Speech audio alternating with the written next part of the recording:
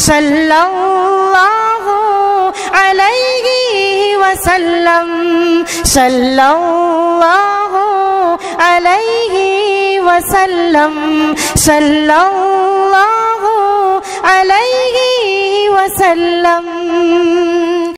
اب ہم حضرت کی خدمت میں بڑی ہی مؤدبانہ اور عاجزانہ درخواست کرتے ہیں کہ حضرت والا ہم تمام کو ملفوظات عالیہ سے مستفیض فرماوے۔ الحمدللہ رب العالمین والصلاة والسلام علی اشرف الانبیاء والمرسلین وعلی آلہ وصحبہ اجمعین، اما بعد، اعوذ باللہ من الشیطان الرجیم، بسم اللہ الرحمن الرحیم۔ من عارض عن ذکری فإن له معیشة ضنقا ونحشرهم یوم القیامة اعما وقد كنت بصیرا، صدق اللہ العظیم۔ وقال النبی صلی اللہ تعالی علیہ وسلم، ما من الانبیاء نبی الا اوتی ما آمن علیہ البشر واوتیت وحیا اوحاہ اللہ تبارک وتعالی الی وارجو ان اکون اکثرهم تابعا یوم القیامہ، او کما قال صلی اللہ تعالی علیہ وسلم۔ واجب التکریم حضرات علماء کرام، بزرگوں، بھائیوں، دوستوں، عزیزوں، پہلی بات تو مبارکبادی کے قابل ہیں کہ یہ میں نے پہلی مرتبہ سنا کہ احمد آباد کا یہ سب سے قدیم ادارہ ہے جہاں ہمارے اکابر تشریف لائے ہیں، اور حضرت مدنی نور اللہ مرقدہ جیسی شخصیت سے اس کی سنگ بنیاد ہوئی ہے۔ حضرت مدنی علیہ الرحمہ کے باب میں بہت مشہور ہے، غریب شخصیت بنائی تھی جس وقت ان کا نامی اس میں گرامی بولا گیا، یہ وہ شخصیت میرا ذہن ان کی سوانح پر چلا گیا، ان کی زندگی پر چلا گیا۔ حضرت جب مدینہ شریف میں 12 سال بخاری شریف پر آئی اور مزار اقدس کے سامنے پر آئی، آپ کو مدنی اسی لیے کہتے ہیں کہ آپ کے دادا وہاں کی نیشنلٹی رکھتے تھے، اور وہاں آج بھی ان کی زمینیں ہیں جو گورنمنٹ کو ان کے دادا نے وقف کر دی تھی، اور وہاں کی گورنمنٹ نے آج بھی ان کے دادا کے نام پر بہت بڑا مکتبہ بنایا ہے احد کے قریب۔ گویا کہ ان لوگوں نے قدر کی ہے حضرت مدنی نور اللہ مرقدہ کے دادا کی، یہ انہی کے بیٹے ہیں، پوتے ہیں۔ حضرت جب وہاں بخاری شریف پر آتے تھے تو مزار اقدس صلی اللہ علیہ وسلم کے سامنے بیٹھتے تھے، اور جب حضور پاک صلی اللہ علیہ وسلم کا اس میں گرامی نامی آتا تھا تو حضرت یہ نہیں فرماتے تھے قال رسول اللہ صلی اللہ علیہ وسلم، بلکہ فرماتے تھے کہ قال صاحب هذا القبر، اس قبر والے نے فرمایا۔ یہ عشق کی بات ہے۔ حضرت فنا فی اللہ تھے و فنا فی الرسول تھے، اللہ میں اور رسول میں فنا تھے۔ آپ جب دیوبند میں شیخ الحدیث بن کر کے تشریف لائے تو آپ کا دسترخوان ہر وقت عام ہوا کرتا تھا۔ آپ کے باب میں مشہور ہے کہ جب سبق ختم ہوتا تو حضرت فرماتے تھے کہ چلو میرے ساتھ، سارے مہمانوں کو لے جاتے، صبح شام ہر وقت آپ کے دسترخوان پر 2 قسم کی ترکاری ہوتی تھی، دال اور گوشت، ہمیشہ کے لیے۔ ایک مرتبہ کسی مہمان نے کھاتے کھاتے یہ پوچھ لیا کہ حضرت نبی کے دسترخوان پر 2 قسم کی ترکاری ثابت ہے؟ حضرت مدنی رحمۃ اللہ علیہ نے 40 سال بخاری شریف پر آئی، آپ جواب دے سکتے تھے کہ ہاں امام بخاری نے بخاری شریف میں ثابت کیا ہے کہ 2 قسم کی ترکاری بنانا جائز ہے۔ اور کیسے ثابت کیا؟ حضور پاک صلی اللہ علیہ وسلم نے کھجور اور کھیرا، ککری جس کو ہم بولتے ہیں ککری، کھجور اور کھیرا، ان دونوں کو ایک ساتھ تناول فرمایا، تو کھجور ایک ترکاری ہو گئی اور کھیرا اور ککری دوسری ترکاری ہو گئی۔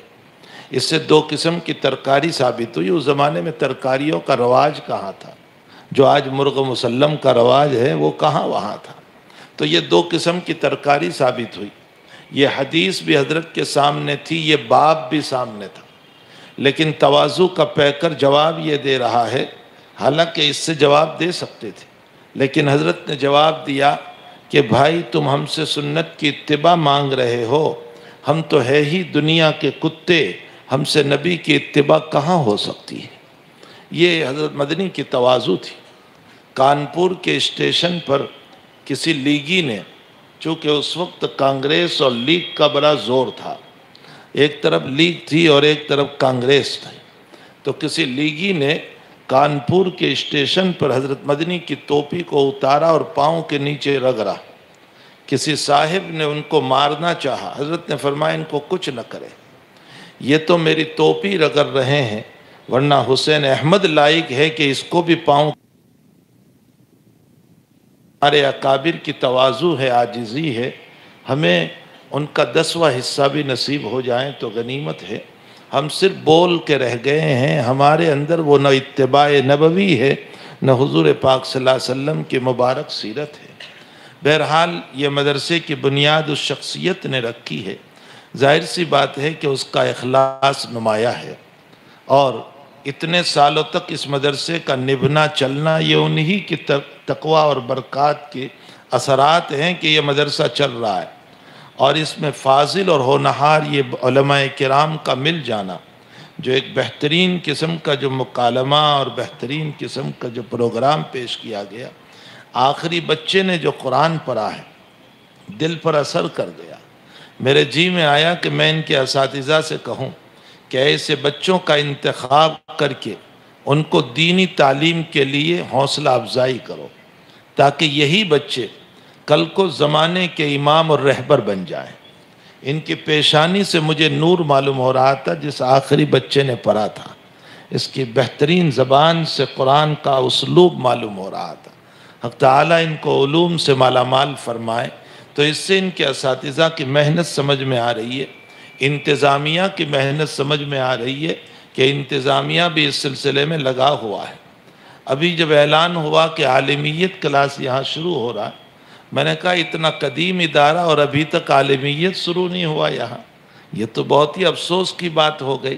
لیکن چلو، صبح کا بھتکا ہوا شام کو گھر آ جائیں تو اسے بھتکا ہوا نہیں کہتے، چلو ابھی کے ابھی بہرحال عالمیت کلاس شروع ہو رہا ہے۔ دے تو دے کا شروع ہونا چاہیے، یعنی ایسا کہ وہ بچے جو ایک طرف اسکول میں بھی جا رہے ہیں، کالج میں بھی جا رہے ہیں، یونیورسٹی میں بھی جا رہے ہیں، ان کے ساتھ ساتھ ان کو علم دین بھی دیا جائے۔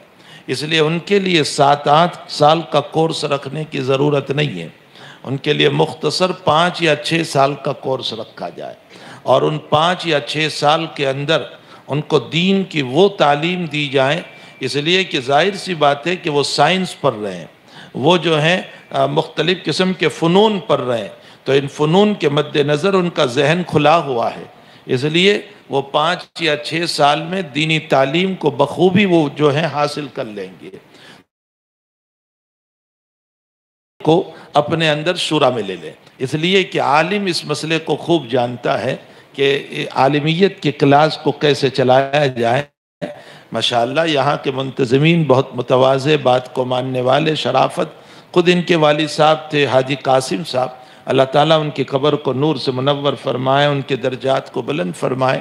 میں اس سے پہلے بھی یہاں جلسے میں آیا ہوا ہوں، ان کی محبتیں، ان کا پیار جو تھا وہ اللہ کے پیارے ہو گئے۔ اللہ تعالیٰ اس مدرسے کو ان کے لیے صدقہ جاریہ بنائے۔ تو بہترین قسم کا پروگرام پیش کیا، یہ مدرسے کی کامیابی کی دلیل ہے۔ وہ جو مکالمہ پیش کیا تھا جس کے اندر قرضدار بھی تھا، قرض خواہ بھی تھا، اور مار پیٹ کی بات بھی ہو گئی تھی، تو اس میں 2 لفظ آئے تھے کہ اللہ اسراف کو پسند نہیں کرتا اور تبذیر کو پسند نہیں کرتا، اور اس بچے نے 2 آیتیں پڑھی تھی، ان المبذرین کانوا اخوان الشیاطین اور لا تسرفوا۔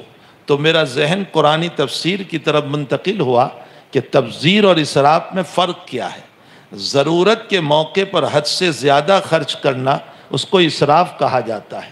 مجھے کپڑے کی ضرورت ہے، ضرور ہے، لیکن جہاں میرا کپڑا 500 روپے میں ہو سکتا ہے، 1000 روپے میں ہو سکتا ہے، وہاں میں 10,000 کا خریدوں، اس کو اسراف کہا جاتا ہے۔ تو ضرورت کے درجے میں حد سے زیادہ خرچ کرنا اس کو اسراف کہا جاتا ہے، اور جہاں کوئی ضرورت نہ ہو وہاں خرچ کرنے کو تبذیر کہا جاتا ہے۔ اسی لیے شادی کے موقع پر جو خرچ کیا جاتا ہے جس کی کوئی ضرورت نہیں ہے، شادی تو بالکل سادی ہوا کرتی ہے۔ جناب نبی کریم صلی اللہ علیہ وسلم کی شادی یا آپ کی بیٹیوں کی شادی کا نمونہ ہمارے سامنے ہے۔ تو یہ جو شادیوں میں ہم خرچ کرتے ہیں وہ تبذیر ہے، اس لیے کہ بلا ضرورت خرچ کر رہے ہیں۔ اور قرآن کی بلاغت دیکھیں کہ ان المبذرین کانوا اخوان الشیاطین، اللہ نے بغیر ضرورت کے خرچ کرنے والوں کو شیطان کے حوالے کر دیا کہ وہ شیطان کے بھائی ہے، اور جو لوگ ضرورت کے درجے میں حد سے زیادہ خرچ کرتے ہیں اس سے متعلق فرمایا ان اللہ لا يحب المسرفین، اللہ اسراف کرنے والوں کو پسند نہیں کرتا۔ معلوم ہوتا ہے پسند نہیں کرتا، لیکن کم سے کم دشمن کے حوالے تو نہیں کیا۔ تبذیر والوں کو تو اللہ نے دشمن کے حوالے کر دیا، شیطان کے حوالے کر دیا۔ قرآن ایک بات اور بھی کہہ رہا ہے کہ جو اللہ کے ذکر سے اعراض کرتا ہے، اللہ کو یاد نہیں کرتا، نمازیں نہیں پڑھتا، تقوی ورع پرہیزگاری نہیں ہے، حلال کا لقمہ نہیں ہے، اللہ اس کو بھی شیطان کے حوالے کر دیتا ہے۔ قرآن میں اللہ کہہ رہا ہے وَمَن يَعْشُ عَن ذِكْرِ الرَّحْمَنِ نُقَيِّضْ لَهُ شَيْطَانٌ فَهُوَ لَهُ قَرِينٌ۔ وَمَن يَعْشُ عَن ذِكْرِ الرَّحْمَنِ، جو رحمان کے ذکر سے اعراض کرے گا، جو رحمان کی یادوں سے اعراض کرے گا، مَن يَعْشُ عَن ذِكْرِ الرَّحْمَنِ نُقَيِّضْ لَهُ شَيْطَانٌ، ہم شیطان کو اس کے تابع بنا دیتے ہیں، اس کو شیطان کے تابع بنا دیتے ہیں، فَهُوَ لَهُ قَرِينٌ، وہ اس کا ساتھی ہو جاتا ہے، تو پھر ملائکہ حفاظت نہیں کرتے، پھر شیطان ہی اس کے ساتھ رہتے ہیں۔ اور شیطان کے ساتھ رہنے کی بنیاد پر کبھی تو مالی مشکلیاں پیش آتی ہے، کبھی گھریلو مشکلیاں پیش آتی ہے، کبھی بیماریوں کے سلسلے چلتے ہیں، کبھی حالات پہ حالات چلتے ہیں۔ ہم عاملوں کے پاس دوڑتے ہیں کہ کوئی تعویذ ہو جائیں تاکہ حالات دور ہو جائیں۔ میرے گھر کی بیماریاں، پریشانیاں، مصائب اور دشمنوں کے مسائل ہیں، اور عامل ہمارے دماغ کو خراب کر کے کہہ دیا کرتا ہے کسی نے سحر کر دیا، کسی نے جادو کر دیا، کسی نے ابھی بخاری شریف میں جب روایت گزری، میں نے اپنے طلبہ سے کہا کہ یقیناً نبی کریم صلی اللہ علیہ وسلم پر سحر ہوا، اس میں کوئی شک نہیں، لا شک ولا ریب، حضرت پر سحر ہوا، جادو ہوا، لیکن حضرت کو ساحر کا، جادو کرنے والوں کا اس وقت تک پتہ نہیں چلا جب تک کہ اللہ نے نہیں بتایا۔ آپ انداز لگائیں کہ صاحب وحی کو جادوگر کا پتہ نہیں چلا جب تک رب کریم نے نہیں بتایا، تو عامل کے پاس تو وحی بھی نہیں آتی۔ اسے کہاں سے پتہ چل گیا کہ پھوپھی نے کر دیا ہے، اور چاچا نے کر دیا ہے، اور خالہ نے کر دیا ہے، اور ماموں نے کر دیا ہے؟ یہ بلا وجہ کا اسراف اور فضولی اور بیکار کی باتیں ہیں، اور امت میں تفرقہ اور فرقہ بندی اور جو ہیں صلہ رحمی کو توڑنے کی باتیں ہیں۔ اس سے بہت احتیاط کیا جائے۔ اللہ یہ کہتا ہے کہ مَن يَعْشُ عَن ذِكْرِ الرَّحْمَنِ نُقَيِّضْ لَهُ شَيْطَانٌ فَهُوَ لَهُ قَرِينٌ۔ پھر شیطان کیا کرتا ہے؟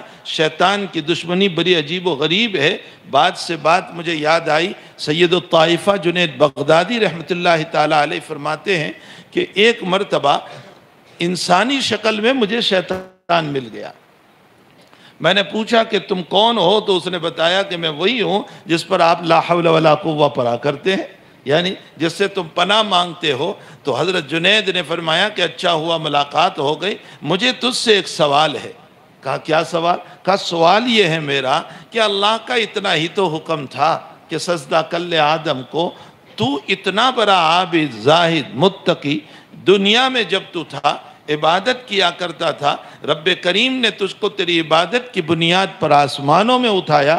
دنیا میں اس کا نام تھا ابلیس، جب پہلے دنیا میں تھا تو اس کا نام تھا ابلیس، پھر آسمانوں میں جب اٹھایا گیا تو کوئی جگہ اس نے عبادت کی نہیں چھوڑی تھی، اسی لیے اللہ تعالیٰ نے فرشتوں کے نام پر اس کا نام رکھا تھا۔ آسمانوں میں عزازیل، یہ عزازیل یہ آسمانی نام ہے اس کا، ابلیس پہلا نام ہے اور عزازیل آسمانی نام ہے، لیکن جب مردود اور راندے درگاہ ہوا تو پھر رب کریم نے اس کا نام شیطان رکھا۔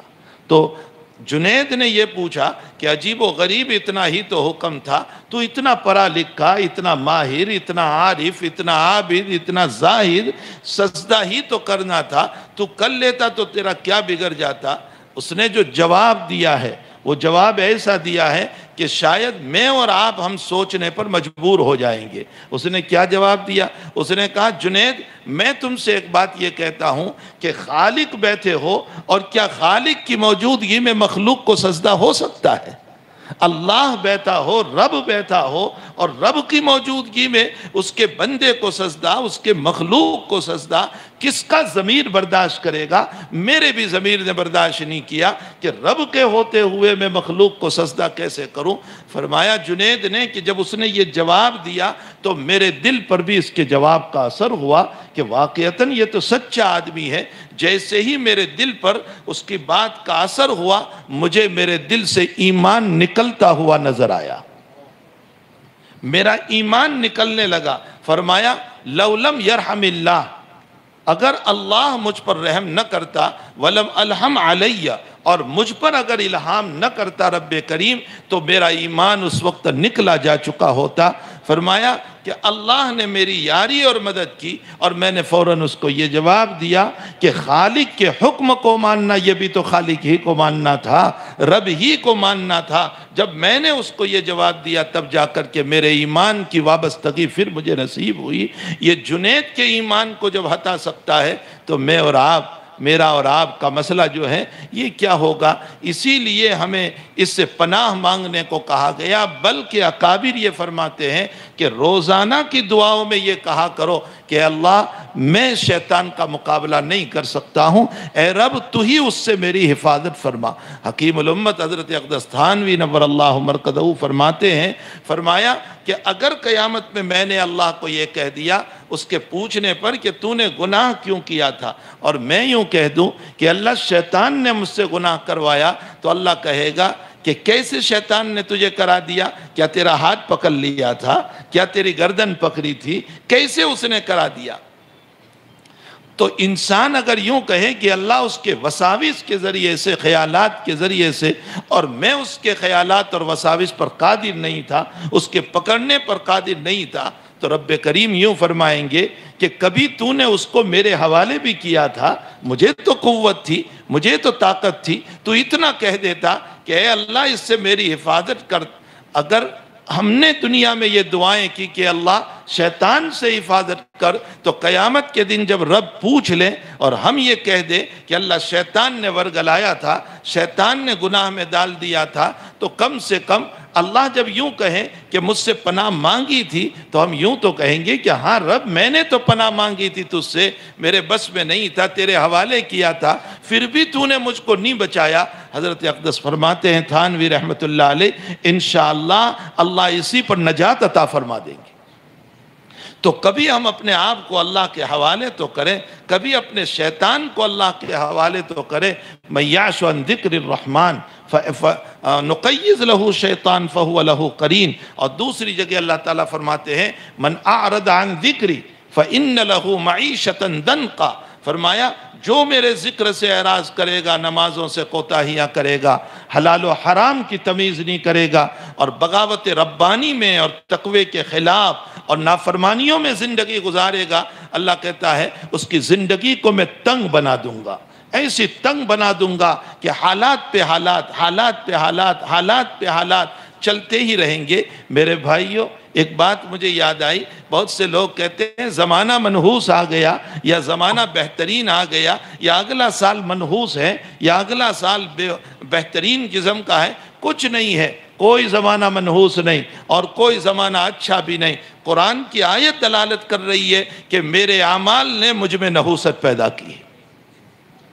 اللہ تعالیٰ فرماتے ہیں لیس للانسان الا ما سعی، انسان کو وہی کام آئے گا جو اس نے کیا ہے، انسان کو وہی کام آئے گا قیامت کے دن جو اس نے کیا ہے۔ لیس للانسان الا ما سعی وان سعیہ سوف یری، اور فرمایا وہ ان قریب اپنی محنتوں کو قیامت میں اپنی نظروں سے دیکھے گا، اپنی نمازوں کو دیکھے گا، اپنی عبادت کو دیکھے گا، اپنے تقوی کو دیکھے گا، اپنے ورع کو دیکھے گا، وہیں پر اپنے زنا کو دیکھے گا، اپنی چوری کو دیکھے گا، اپنے حرام مال کو دیکھے گا، اپنی غیبت کو دیکھے گا، اپنے الزاموں کو دیکھے گا۔ وہ تمام اچھے ہیں تو اچھی چیز، اچھی صورت میں، اور برے ہیں تو بری صورت میں۔ حضرت عبداللہ ابن عباس فرماتے ہیں ان الاعمال تتجسد، اعمال کو قیامت میں جسم دیا جائے گا، اچھے اعمال کو اچھی شکل میں اور برے اعمال کو بری شکل میں جسم دیا جائے گا۔ تو ظاہر سی بات ہے کہ قیامت میں میرے اور آپ کے یہ ہمارے اعمال سامنے آنے والے ہیں، تو حقیقت یہ ہے وَأَنَّ سَعْيَهُ سَوْفَ يَرَىٰ ثُمَّ يُجْزَاهُ الْجَزَاءَ الْأَوْفَىٰ، پھر اس کو اس کے اعمال کا پورا بدلہ دیا جائے گا، اچھے اعمال کا اچھا بدلہ، برے اعمال کا برا بدلہ۔ معلوم یہ ہوتا ہے اعمال قبیحہ سے مجھ میں نحوست پیدا ہوتی ہے اور اعمال حسنہ سے مجھ میں خوبیاں پیدا ہوتی ہے۔ زمانہ منحوس نہیں ہے، میں خود منحوس بن چکا ہوں۔ میرے اعمال کے نتیجے میں عمل ہی وہ دنیا ہے جس کے ذریعے سے انسان کی زندگی بنتی ہے، ورنہ یہ خاکی اپنی حقیقت میں کچھ نہیں ہے۔ خاکی تو مٹی ہے، یہ آدم اور ابن آدم مٹی سے بنا ہوا ہے، اس میں نحوست بھی نہیں، اچھائی بھی نہیں۔ حقیقت میں نحوست اور اچھائی کی بنیاد اس کے اعمال ہے۔ دوسری بات یہ ہے کہ ہم بہت سی مرتبہ اپنے اعمال کو اپنی عبادتوں کو اپنی دنیا سے جوڑتے ہیں۔ کہتے ہیں میں تہجد پڑھتا ہوں پھر بھی میرے گھر میں حالات ہے، میں زکوٰۃ دیتا ہوں پھر بھی حالات ہے، میں حساب سے نکالتا ہوں پھر بھی حالات ہے، میں تلاوت قرآن کرتا ہوں پھر بھی میرے گھر میں مصائب ہے، میں جو ہے خوب صدقہ کرتا ہوں پھر بھی میرے کاروبار میں، مکان میں، دکان میں۔ ہم نے عبادتوں کو حالات سے جوڑا۔ میرے بھائیو، حقیقت یہ ہے کہ عبادت کی بنیاد پر اگر حالات نہ آتے، عبادت کی بنیاد پر اگر حالات نہ آتے تو محمد الرسول اللہ صلی اللہ علیہ وسلم سے بڑھ کر عبادت کرنے والا کوئی نہیں تھا، آپ سے بڑھ کر عابد زاہد کوئی نہیں تھا۔ ساری دنیا کے اربوں خربوں سجدے ہو سکتے ہیں کمیت اور گنتی کے اعتبار سے، لیکن کیفیت کے اعتبار سے رسول اللہ کے ایک سجدے کا مقابلہ نہیں ہو سکتا۔ حضرت کی عبادت کا کیا کہنا، حضرت کے خرچ کا کیا کہنا، حضرت کے صدقات کا کیا کہنا، حضرت کے روزوں کا کیا کہنا، حضرت کے تقوی، ورع اور پرہیزگاری کا کیا کہنا۔ ان تمام چیزوں کے باوجود حالات کا عالم یہ ہے کہ مکی زندگی میں حالات پہ حالات، اونٹ کی ہوجری آپ پر ڈالی گئی، سجدے میں آپ کو مارنے کا پلان بنایا گیا، آپ کے قتل کی سازش کی گئی، آپ کے خلاف طرح طرح کی اسکیمیں بنائی گئی، آپ کو بائیکاٹ کر کے 2 سال تک کے لیے آپ کو شیب ابی طالب میں قید کر دیا گیا، آپ کی بیٹیوں کو آپ کی نظروں کے سامنے طلاقیں ہو گئی۔ اسی اسلام کی بنیاد پر، اسی ایمان کی بنیاد پر آپ کو اپنی بیٹیوں کے جنازے اپنی زندگی میں اٹھانے پڑے، اپنی بیٹیوں کے جنازے خود آپ نے اٹھائے ہیں، اسی طرح آپ نے اپنے نواسوں کے جنازے بھی اٹھائے ہیں۔ کیسے حالات آپ کی زندگی کے اندر آئے ہیں۔ اگر عبادت کی بنیاد پر حالات نہ آتے تو نبی پر حالات نہیں آنے چاہیے تھے۔ آپ کی ساری زندگی حالات سے بھری ہوئی ہے۔ یہ دلیل ہے اس بات کی کہ عبادت کو حالات سے نہ جوڑو۔ دنیا دار الامتحان ہے، یہاں تو حالات رہیں گے، کبھی اچھے حالات، کبھی برے حالات، کبھی مصائب، کبھی خوشیاں، کبھی بیماری، کبھی صحت، کبھی تنگدستی اور کبھی دولت، ہر طرح کے حالات، کبھی عزت، کبھی ذلت، یہ حالات رہنے والے ہیں۔ ان حالات ہی میں اپنے رب کو یاد کرنا ہے، اور حقیقت یہ ہے کہ یہ حالات جو ہیں یہ گناہوں ہی کی ہر وقت نحوست نہیں ہوتی ہے، کبھی رب کا امتحان بھی ہوتا ہے اور کبھی اللہ درجات بھی بلند کرنا چاہتا ہے۔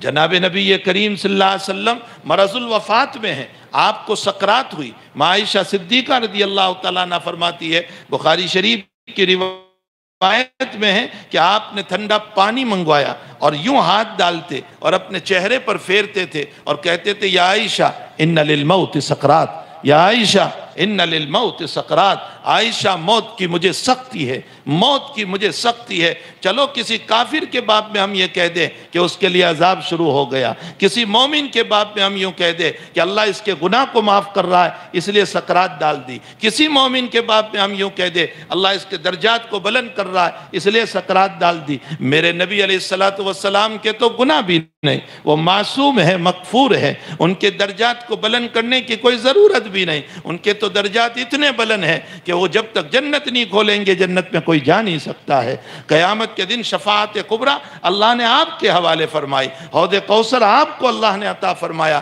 یہ ساری بلندیاں نصیب فرمائی، رفع درجات کی کیا ضرورت تھی؟ پھر سکرات ہوئی کیوں ہے آپ کو؟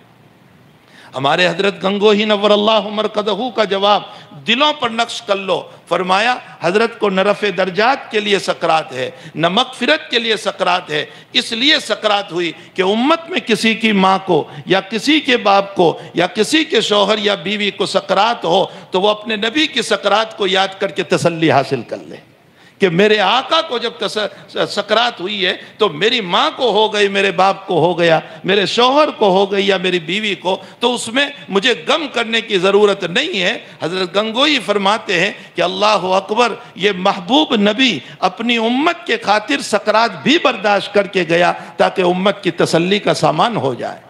میرے بھائیو، دنیا میں محبوب چیز جو ہوا کرتی ہے وہ کوئی کسی کو نہیں دیتا۔ اگر گھڑی محبوب ہے مولانا مجھے نہیں دیں گے، کپڑا محبوب ہے مجھے نہیں دیں گے، دنیا کی محبوب چیز کوئی نہیں دیا کرتا، لیکن میرے رب کا محبوب ترین جو ہے وہ جناب رسول اللہ صلی اللہ علیہ وسلم ہے، وہ اللہ نے اپنے محبوب کو اس امت کے حوالے کیا۔ لیکن افسوس صد افسوس کہ اس امت ہی نے اس کی قدر نہیں کی اور اس امت کے اس نبی کے مقام کو نہیں پہچانا۔ تو من اعرض عن ذکری فإن له معیشۃ ضنکا، میں اس کی زندگی تنگ کر دوں گا، حالات سے بھر دوں گا، اور ایسے حالات چلیں گے کہ ایک مصیبت نہیں گئی کہ دوسری، اور دوسری نہیں گئی کہ تیسری، اور تیسری نہیں گئی کہ چوتھی، مصیبتوں کا سلسلہ چلے گا، عاملوں کے بھٹکاوے چلیں گے، خیالات فاسدہ چلیں گے، شیطان کی غلط تعویلیں چلے گی، لیکن ذہن کبھی بھی عبادت ربانی کی طرف نہیں جائے گا۔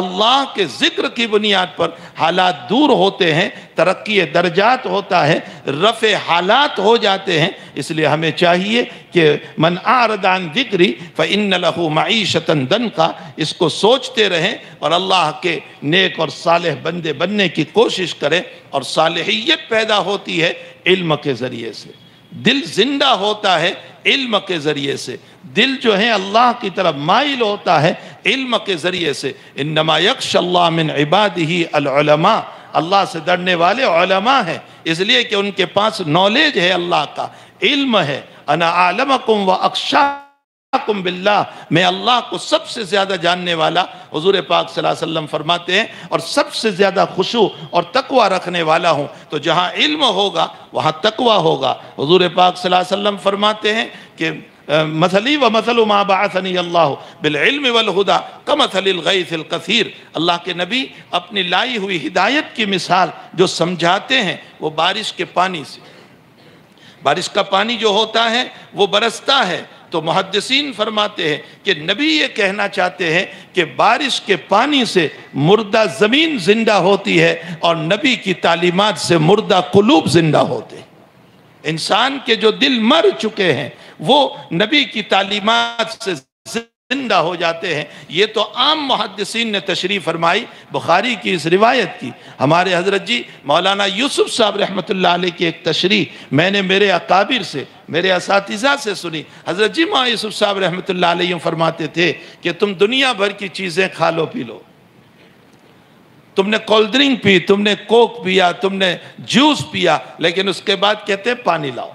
بھائی تم نے ابھی ٹھنڈا پیا، ابھی آئس کریم کھائی اور تم پانی مانگ رہے ہو، تو تم کہتے ہو پیاس تو پانی ہی سے بجھتی ہے۔ حضرت عام زبان میں سمجھانا چاہتے ہیں کہ جیسے کولڈ ڈرنک سے پیاس نہیں بجھتی، کوک سے پیاس نہیں بجھتی، جو ہے آئس کریم سے پیاس نہیں بجھتی، پیاس تو پانی ہی سے بجھتی ہے۔ اسی طرح اللہ کے نبی یہ کہنا چاہتے ہیں کہ دنیا کے سارے علوم تم حاصل کر لو، تم لوئر بن جاؤ، تم ٹیچر بن جاؤ، تم ڈاکٹر بن جاؤ، تم گریجویٹ بن جاؤ، تم سائنس کے اعلیٰ مقام پر پہنچ جاؤ، سارے علوم کو حاصل کر لو، لیکن تمہارے دل کی تسکین اور تمہارے دل کی پیاس تو محمدی تعلیم ہی سے ہو سکتی ہے۔ دل کو سکون اس وقت ملے گا جب نبوی تعلیم پر ہم چلیں گے، اور نبوی تعلیم سے ہٹیں گے تو دنیا تو مل سکتی ہے، سکون نہیں مل سکتا۔ میرے بھائیوں، ہم اپنے پیسوں کے ذریعے سے بہترین بیت تو خرید سکتے ہیں، لیکن یاد رکھو نیند نہیں خرید سکتے، نیند تو اللہ ہی کی طرف سے ہوتی ہے۔ ہم اپنے پیسوں کے ذریعے سے دوائیاں تو خرید سکتے ہیں، لیکن شفا نہیں خرید سکتے، شفا اللہ ہی کی طرف سے ہوتی ہے۔ ہم اپنے پیسوں کے ذریعے سے ایئر کنڈیشن کو خرید سکتے ہیں، شاندار مکان کو خرید سکتے ہیں، لیکن سکون نہیں خرید سکتے۔ سکون अल्लाह की तरफ से मिलता है, और वो सुकून मिलता है नबवी तालीमात में और कुरान करीम के अंदर। इसी में दिलों को सुकून मिलता है। इसी को फरमाया मसली व मसलु मा बाअसनी अल्लाहु बिल इल्म वल हुदा कमसलिल गैसिल कसीर। तो ये इल्म जो है ये तकवा पैदा करने वाला, वरा पैदा करने वाला, परहेजगारी पैदा करने वाला, अल्लाह से डराने वाला, रब से करीब करने वाला, शैतान से बचाने वाला। मैं ये नहीं कहता हूँ कि आलिम के पास शैतान नहीं आता, शैतान तो हर एक के पास आता है सिवाय अंबिया किराम अलैहिमुस्सलातु वत्तस्लीम। हजरात अंबिया के पास भी आया था, आका सल्लल्लाहु अलैहि वसल्लम की नमाज खराब करने भी आया था। हजरत रात में नमाज पढ़ रहे थे, उसने आग लगा दी ताकि नबी की नमाज खराब हो जाए। हजरत ने उसको पकड़ लिया, और नबवी ताकत जो हुआ करती है ना, शैतान की हैसियत उसके सामने कुछ नहीं हुआ करती। नबवी ताकत ने उसको पकड़ा। हुजूर फरमाते हैं मेरे जी में आया कि मैं उसको पकड़ के मस्जिद नबवी के सुतून से बांध दूं ताकि सुबह को मदीने के बच्चे उससे खेलते। लेकिन मेरे भाई सुलेमान की दुआ मुझको याद आ गई, रब्बे हबली मुल्क ला यंबगी लिअहदिम मिन बादी। ए अल्लाह मेरे बाद तो ऐसी हुकूमत किसी को न देना कि जिनों के ऊपर भी उनका बस चल जाए। अगरचे नबी को ताकत थी, कुव्वत थी, हुकूमत थी, लेकिन उसके बावजूद सुलेमान पर मालिकियत और हुकूमत का गलबा था, मेरे नबी के ऊपर अब्दियत का गलबा था। जाहिर सी बात है कि अब्दियत के मकाम का लिहाज करते हुए जनाब नबी करीम सल्लल्लाहु अलैहि वसल्लम ने उसको छोड़ दिया। तो आपकी नमाज भी ख़राब करने के लिए आया था, लेकिन अंबिया मासूम होते हैं, अंबिया को अल्लाह की तरफ से बचाया जाता है। बाकी दुनिया में कोई मासूम और महफूज नहीं हो सकता है, सभी के पास शैतान हुआ करता है। लेकिन ये ज़रूर है कि इंसान का इल्म और इंसान का वरा और इंसान का तकवा जो है वो कभी शैतान से बचाया करता है। सैयदना अब्दुल कादिर जीलानी रहमतुल्लाहि अलैह तहज्जुद पढ़ रहे हैं और रोशनी हुई और आवाज़ आई, अब्दुल कादिर हद हो गई नमाजों की इबादत की, अब नमाज की तुझे ज़रूरत नहीं। थोड़ी देर सोचने के बाद हजरत ने फरमाया कि मेरे नबी पर नमाज माफ़ नहीं तो अब्दुल कादिर पर माफ़ कैसे हो गई। आपने फरमाया ला हौल वला कुव्वत इल्ला बिल्लाह, मरदूद तो मुझे गुमराह करने आया। तो फिर गैब से आवाज़ आई शैतान की कि अब्दुल कादिर तेरे इल्म ने तुझको बचा लिया। इसमें भी धोखा था कि इल्म ने बचा लिया। अब्दुल कादिर ने जवाब दिया मेरे इल्म ने नहीं, मेरे अल्लाह ने बचाया। इससे ये इशारा किया कि कोई इंसान अपने इल्म पर भी गुरूर न करे, अपने इल्म पर तकब्बुर न करे। ये आनी जानी शय है, अताई शय है अल्लाह की तरफ से, ये दायमी शय नहीं है। अल्लाह जब चाहता है इल्म को भी खींच लिया करता है। तो शैतान तो वो है कि जो हमें हर जगह पर वर्गलाता है। हसन बसरी रहमतुल्लाहि अलैह नमाज पढ़ रहे थे और लोग आपकी नमाज को देख रहे थे। हयात हसन बसरी में लिखा है कि लोग आपकी नमाज देख रहे थे कि कैसी नमाज पढ़ रहे हैं। नमाज के बाद आपने मजमे को देखा कि लोग मुझे देख रहे हैं, तो हजरत ने अपने दिल को खिताब करके कहा शैतान की चाल में ना, शैतान की चाल में ना। ए नफ्स तू जानता है कि तू गुनहगार है, क्या तुझे मालूम नहीं कि 4000 साल इबादत करने वाला अगर इबलीस मरदूद हो सकता है तो हसन अल्लाह तुझे तो चुटकी में मरदूद कर देगा। इसलिए हकीकत यह है कि इल्म जो है वो शैतान से बचाता है, तकवा और वरा नसीब करता है। और यह इल्म यहाँ पर हाया जाता है, इल्म दीन को सिखाया जाता है। ये बहुत बड़ी चीज़ है जो शैतानी हरबे से बचने का ज़रिया है। हुजूर पाक सल्लल्लाहु अलैहि वसल्लम फरमाते तमाम नबियों को जो है मौजिज़ात दिए गए, लेकिन वो सारे मौजिज़ात उनके साथ चले गए। मैंने जो हदीस पढ़ी उसका तर्जुमा कर दूँ, सारे मौजिज़ात उनके साथ चले गए। अब यदे मूसा भी न रहा, अब असाए मूसा भी न रहा। हाँ, यहाँ कोई मूसा भाई हो और उसका आसा हो वो और बात है, और मौलाना मंजूर साहब का आसा हो वो और बात है, लेकिन आसा वसा अब कुछ रहा नहीं। ना आसाए मूसा रहा, ना यदे बैज़ा रहा, ना हज़रत जो है नूह अलैहिस्सलातु वस्सलाम की वो कश्ती रही, और न तो और अंबिया किराम अलैहिमुस्सलाम हज़रत सालेह की वो ऊँटनी रही, न ईसा के वो मौजिज़ात रहे, न हमारे आका के कोई मौजिज़ात रहे। हमारे आका के बेशुमार मौजिज़ात, कंकरियों का सलाम करना, पानी का बर जाना, तीर के डालने पर लुआब के डालने पर पानी का बर जाना। मौजिज़ात नबवी दो तरह के हैं, कौली है, फ़ैली है।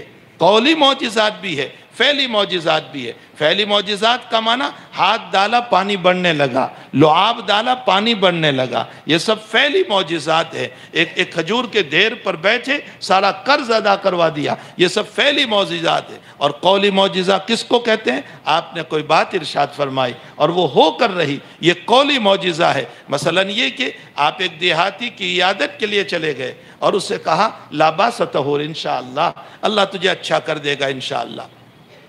وہ کہنے لگا میرا بخار اتنا ہے کہ جوان برا ہو جائیں اور برا قبر میں پہنچ جائیں، یہ دیکھ نہیں رہے ہو میرا بخار؟ حضرت نے فرمایا جا ایسا ہی ہو جائے۔ وہ ایسا ہی کہنا تھا کہ اس کی موت ہو گئی۔ یہ قولی معجزہ ہے نبی کریم صلی اللہ علیہ وسلم کا۔ ایک عورت آئی حضور کی خدمت میں، مجھے مرگی کی بیماری ہے، میں گر جاتی ہوں، اللہ کے نبی دعا فرما دیجئے میں اچھی ہو جاؤں۔ حضرت نے فرمایا صبر کر لے، اللہ جنت الفردوس عطا کرے گا۔ ایمان یافتہ تھی، تربیت یافتہ تھی۔ ہاں نبی کے صحابہ ہماری طرح سن کر سن ہو گئے ہیں، جیسے ہم تو سن ہو گئے ہیں نا، وعظ و نصیحت کی کمی نہیں، تعلیم و تعلم کی کمی نہیں، لیکن ہمارا بال بھی کھڑا نہیں ہو رہا ہے، بس سن کر کے دامن جھاڑ کر چلے جاتے ہیں۔ فتح مدائن کے موقع پر جب مدائن فتح ہوا، سعد بن ابی وقاص رضی اللہ تعالیٰ عنہ عشرہ مبشرہ میں سے ہیں اور سپہ سالار ہے، امیر لشکر ہے، اور ایک آدمی آیا اور اپنے کپڑے میں وہاں کے بادشاہ کا تاج چھپا کر کے، جو رومن امپائر کا تاج تھا، جو ہیروں سے بھرا ہوا، جو گول اور سونے سے بھرا ہوا، وہ کپڑے میں چھپا کر کے لایا اور حضرت سعد کو فرمایا یہ قیمتی چیز ہے حضرت لے لیجئے۔ حضرت نے لی اور اس کو بہت غور سے دیکھا، لیکن حضرت نہیں پہچانتے تھے اس سپاہی کو کہ یہ کون ہے۔ حضرت نے فرمایا بھائی تم کون ہو جو اتنے دیانتدار اور امانت دار، تم چھپانا چاہتے تو چھپا لیتے، یہ کتنا قیمتی جو ہے تاج ہے کہ تم اپنے خیمے میں اس کو لے جاتے، لیکن تم نے ایسا نہیں کیا، تمہارا نام تو مجھے بتاؤ۔ اس نے فوراً چہرہ پھرا لیا اور پشت پھرا کر کہنے لگا مجھے نام کہنے کی ضرورت نہیں، وہ خوب جانتا ہے جس کے لیے میں نے دیا ہے، وہ اللہ خوب جانتا ہے جس کے لیے میں نے اس کو دیا ہے، یہ امانت میں میرے نام پر مرا جا رہا ہوں، وہاں اللہ کے لیے مرتے تھے۔ تو اس عورت سے کہا صبر کر لے اللہ جنت الفردوس دے گا۔ اس نے کہا میں صبر تو ضرور کر لوں گی، چلو کوئی حرج نہیں، لیکن اتنی دعا فرما دیں کہ میں راستے میں جاتی ہوں اور بے ہوش ہو جاتی ہوں، کم سے کم میرا سطر تو نہ کھلے۔ حضرت نے فرمایا جا تیرا سطر نہ کھلے۔ یہ قولی معجزہ تھا آپ کا کہ اس کی وفات تک وہ راستے میں بے ہوش ہو جاتی تھی، لیکن اس کا کپڑا ذرہ برابر ہتھا نہیں تھا۔ تو حضور پاک صلی اللہ علیہ وسلم کے قولی معجزات، فعلی معجزات، وہ سب قبر میں چلے گئے، لیکن ایک معجزہ اوحاہ اللہ تبارک، جو آپ پر وحی کیا گیا، جو قرآن مقدس ہے، جو ان کے سینوں میں اللہ نے عطا فرمایا ہے، یہ اللہ کا کلام، یہ معجزہ نبوی ہے جو آج 1443 کے اندر بھی زندہ ہے، اور انشاءاللہ قیامت تک یہ معجزہ زندہ رہے گا۔ اور آپ یہ فرماتے ہیں کہ میرا یہ معجزہ قیامت دیکھنے والے، اس کو پڑھنے والے، اس کو سمجھنے والے قیامت تک چلتے رہیں گے۔ اگلے معجزوں کا حال تو یہ تھا کہ اس کا تعلق دیکھنے سے تھا، ید موسیٰ اور عصائے موسیٰ، ان سب کا تعلق دیکھنے سے تھا۔ میرے نبی کا قرآنی معجزہ دماغ سے ہے، عقل سے ہے، سمجھنے سے ہے، اور جو چیز دیکھ کر کے قبول کی جاتی ہے اس میں کبھی انکار کی گنجائش ہوا کرتی ہے کہ شاید جادو ہو، اسی لیے ان نبیوں کو جادو کر کہہ دیا کہ یہ نبی یہ جادو ہو سکتا ہے، لیکن دماغ سے جو بات سمجھے گا اس میں سحر اور جادو اور انکار کی گنجائش نہیں، اور ساری دنیا اس کو ہلانا چاہے وہ ہل نہیں سکتے ہیں، وہ ایمان چھوڑ نہیں سکتے ہیں۔ ساری دنیا اس پر تلی ہوئی ہے کہ کوئی ایمان نہ لائیں اور اپنی طاقت لگا رہے، لیکن اس کے باوجود اللہ کو منظور ہے تو اس کے مخلص بندے بنتے چلے جا رہے ہیں۔ یہ اپنی جگہ ایک مسلم قرآنی طاقت ہے جس کو نبی اکرم صلی اللہ علیہ وسلم نے فرمایا کہ یہ میرا معجزہ ہے جو قیامت تک رہے گا، وَأَرْجُو أَنْ أَكُونَ أَكْثَرَهُمْ تَابِعًا يَوْمَ الْقِيَامَةِ، اور مجھے امید ہے کہ یہ قرآن قیامت تک ہے، معجزہ قیامت تک، تو اس کے سمجھنے والے، پڑھنے والے، دیکھنے والے، ایمان لانے والے بھی قیامت تک رہیں گے۔ تو قیامت کے دن امید ہے کہ سب سے بڑی میری امت ہوگی اور سب سے زیادہ جنت میں جانے والی میری امت ہوگی۔ اسی قرآن اور حدیث کو، انہی علوم کو اس مدرسے میں یہ علماء کرام پڑھاتے ہیں۔ اللہ ان کی عمروں میں برکتیں عطا فرمائے، حق تعالیٰ ان طلباء کے سینوں کو گنجین علوم بنا دے، اور رب کریم ان کو علوم سے مالا مال فرمائے۔ حق تعالیٰ ہم تمام کو بھی مرتے دم تک قرآن سے، حدیث سے، اللہ سے، نبوی تعلیم سے وابستہ نصیب فرمائے، اور رب بھٹکنے سے اور گمراہی سے اللہ ہم سب کی حفاظت فرمائے۔ وصلی اللہ علی نبینا محمد وآلہ وصحبہ اجمعین برحمتک یا ارحم الراحمین۔ اب کیا کام ہے؟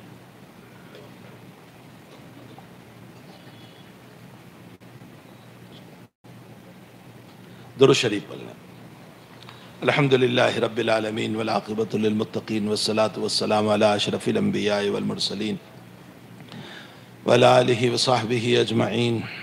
اللہم صلی علی سیدنا حبیبنا وشفیعنا وسندنا مولانا محمد وبارک وسلم۔ اللہ ہمارے گناہوں کو معاف فرما، ہمارے قصوروں سے درگزر فرما، ہمیں تائبین میں سے بنا، ہمیں عابدین میں سے بنا، ہمیں زاہدین میں سے بنا، ہمیں مخلصین میں سے بنا، ہمیں ضالین میں سے نہ بنا، ہمیں گمراہوں میں سے نہ بنا، ہمیں غیر المغضوب علیہم میں سے نہ بنا۔ اللہ جن پر تیرا غضب نازل ہوا ان لوگوں میں سے بننے سے ہم سب کی حفاظت فرما۔ اے اللہ اس مدرسے کو دین دگنی رات چگنی ترقی عطا فرما۔ اے اللہ اس کی ضرورتوں کو دست غیب سے پورا فرما۔ اے اللہ اس کے منتظمین کو قبول فرما، معلمین کو قبول فرما، متعلمین کو قبول فرما۔ رب کریم جو لوگ اس کی مدد کر رہے ہیں، تعاون کر رہے ہیں، نصرت کر رہے ہیں، اے اللہ اس کو محبت کی نظر سے دیکھ رہے ہیں، اے اللہ ان سب کو اجر عظیم عطا فرما، جزائے خیر عطا فرما۔ اے اللہ علماء کی حفاظت فرما، صلحاء کی حفاظت فرما، دین کے داعیوں کی حفاظت فرما، عوام و خواص کی حفاظت فرما۔ اے اللہ مرد و عورت کی حفاظت فرما۔ رب کریم یہ مجمع صرف اور صرف تیری نسبت پر آیا ہوا ہے، تیرے قرآن کی نسبت پر آیا ہوا ہے۔ اے اللہ ان سب کی آمد کو قبول فرما۔ اے اللہ ان کی دلی مرادوں کو پورا فرما، ان کی جائز تمناؤں کو پوری فرما، ان کے حاجات کو پورے فرما۔ اے اللہ ان کے اندر کی مشکلیاں تو ہی جانتا ہے، ان کے اندر کے مصائب تو ہی جانتا ہے۔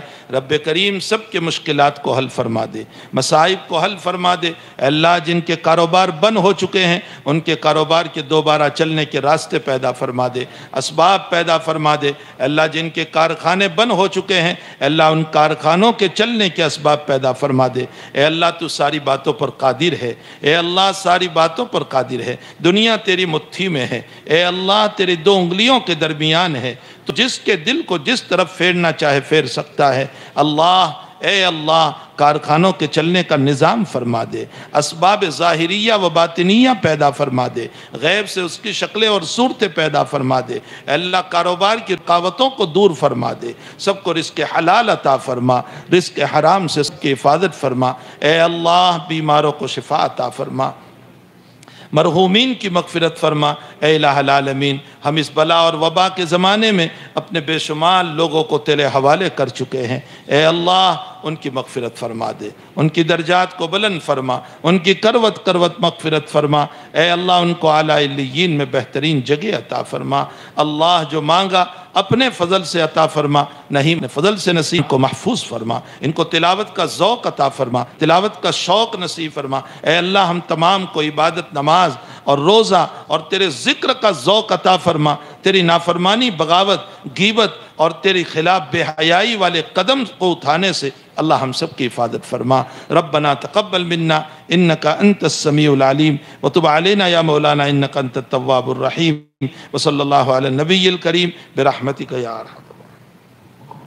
ہم آپ تمام حضرات کے تہ دل سے شکر گزار ہیں، خصوصی طور پر والا کے صدر جلسہ حضرت مولانا شیخ حنیف صاحب کے، کہ حضرت نے ہم تمام کو باوجود مصروفیات کے وقت عطا فرمایا، اور ہم رئیس جامعہ فیضان القرآن حضرت مولانا حبیب صاحب کے بھی شکر گزار ہیں کہ اللہ تبارک و تعالیٰ نے انہی کی وجہ سے ہمیں یہ پروگرام نصیب فرمایا۔ اللہ تبارک و تعالیٰ ان کی ہر جائز تمناؤں کو پورا فرمائے۔ السلام علیکم۔